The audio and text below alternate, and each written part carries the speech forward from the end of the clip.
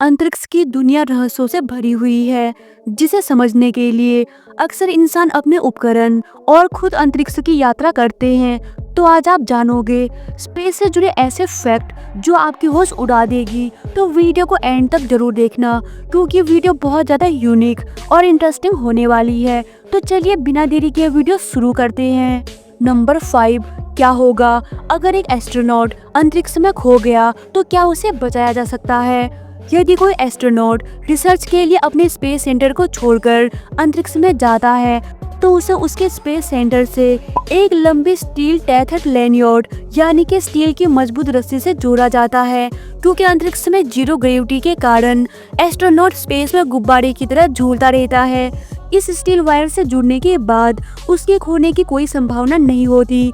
अगर किसी कारणवश यह टेक्निक फेल हो गई और स्टील टेथर लैनियर्ड का संपर्क स्पेस सेंटर से टूट जाता है, तो दूसरी तकनीक है जेट पैक सिस्टम।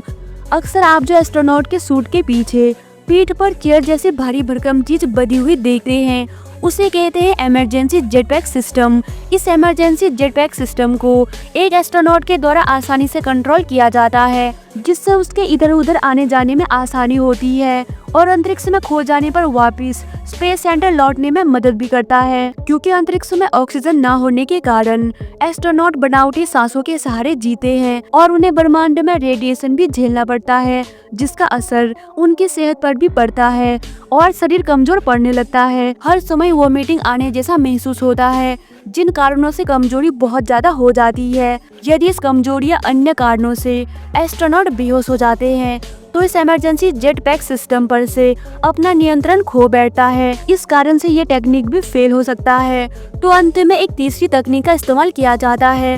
ये तीसरी तकनीक है रेस्क्यू, अर्थात स्पेस सेंटर के बाकी एस्ट्रोनॉट रेस्क्यू करके अपने साथी को वापस स्पेस सेंटर में ले आते हैं। लेकिन ये अत्यंत जोखिम भरा रेस्क्यू होगा, क्योंकि अंतरिक्ष में ऐसा कोई भी रेस्क्यू करना सीधे मौत को दावत देने के समान है। यदि ये तीनों ही तकनीक फेल हो जाते हैं, तो एस्ट्रोनॉट का अंतरिक्ष में गुम होना तय है। ऐसे में ये होगा कि उस वक्त एस्ट्रोनॉट पर जो बल जिस दिशा में लग रहा था, वह उसी दिशा में आगे बढ़ता रहेगा। ऐसे में एस्ट्रोनॉट पूरी तरह से हल्का महसूस करेंगे और कितने भी हाथ पैर मारे उनको कोई भी एहसास नहीं होगा। यदि किसी एस्ट्रोनॉट पृथ्वी के प्रभाव में आता है, तो वह पृथ्वी की कक्षा में तब तक चक्कर लगाएगा जब तक कि उसके पास ऑक्सीजन है। उसके बाद उसकी दर्दनाक मौत हो जाएगी। अब आप समझ सकते हैं कि एक एस्ट्रोनॉट का अंतरिक्ष में खो जाना कितना भयानक हो सकता है, या फिर ये कहे कि उसे कितने भयानक मौत से होकर गुजरना पड़ेगा, क्योंकि अनुभव के लिए वो जिंदा नहीं बचेगा। नंबर 2, स्पेस स्टेशन में सोना बहुत ही मुश्किल भरा काम होता है, क्योंकि गुरुत्वाकर्षण बल ना होने से आप हमेशा तैरते रहते हैं। इसीलिए वहाँ पर स्लीपिंग सेंटर होते हैं, जिसमें स्लीपिंग बैग मौजूद होता है। वैज्ञानिक उसमें घुसकर अंदर सोते हैं। अंतरिक्ष यान में सोना काफी चुनौती भरा होता है। अंतरिक्ष यात्री को सोने के लिए काफी मेहनत करनी पड़ती है। उन्हें आंखों पर पट्टी बांधकर एक बंक में सोना होता है, ताकि वह तैरने से और इधर उधर टकराने से बच सके। नंबर 3, बंदर अंतरिक्ष में भेजे जाने वाले पहले जानवरों में से एक थे। V2 रॉकेट पर सवार होकर 1948 में अल्बर्ट प्रथम को अंतरिक्ष में भेजा गया था।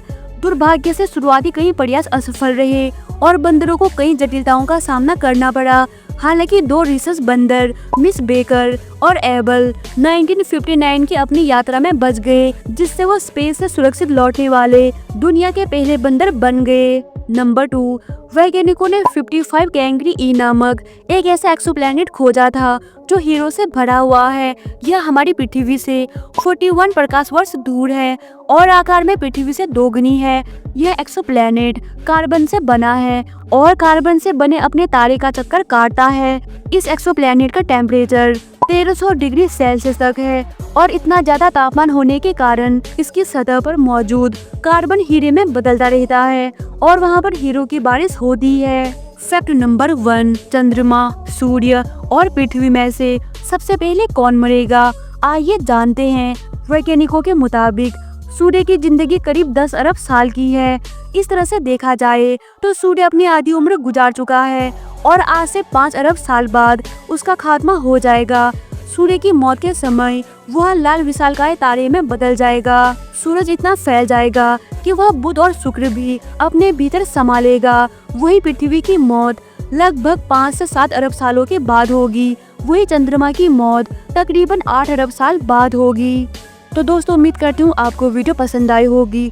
अगर आपको वीडियो पसंद आई तो वीडियो को लाइक करके चैनल को सब्सक्राइब कर दे। तो मिलते हैं अगले वीडियो में, तब तक के लिए जय हिंद।